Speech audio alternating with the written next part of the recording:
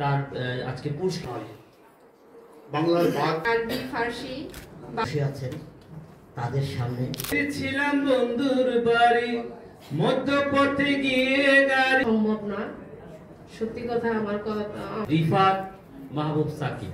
আমি নেতা হতে গেলে একজন পুরুষকে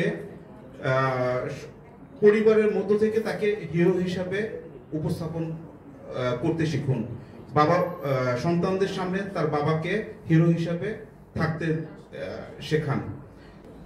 বর্টনের বাসায় উনি একবারই আসছিলেন, আমি দেখেছি। আমিও আজকে শেরেবাংলাকে নিয়ে বেশি কিছু বলি।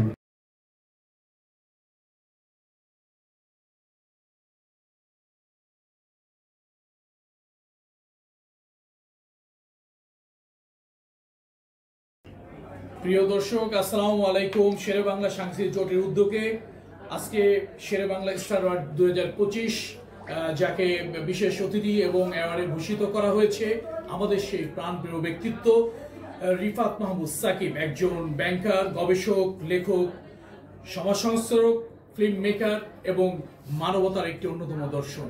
আজকে তার বিশেষ একটু ব্যতিক্রম ধর্মী আমরা তার সাক্ষাৎকার নিতে চাই এবং তার মুখে শুনতে চাই। রিফাত ভাই, আপনাকে স্বাগতম। আশা রাখি ভালো আছেন আপনি। তা আমরা একটু ভিন্ন রকম আমি যে আপনাকে প্রশ্ন করতে চাই, আপনি নিজেও একজন পেশায় নিয়োজিত রয়েছেন, সেখান থেকে আপনার একজন ব্যাংকার হিসেবে আপনার দৃষ্টিতে বাংলাদেশের প্রেক্ষাপটে কর্মের পরিবেশ ঠিক কেমন রয়েছে? যদি ভালো না থাকে আসলে অন্তরায়গুলো কি কি মনে করছেন আপনি? হয়েছে কি, মানে মাত্রাতিরিক্ত আমি বলবো যে অনেক চাপ পড়ে যাচ্ছে তাদের মাথার উপরে, অনেক চাপ পড়ে যাচ্ছে।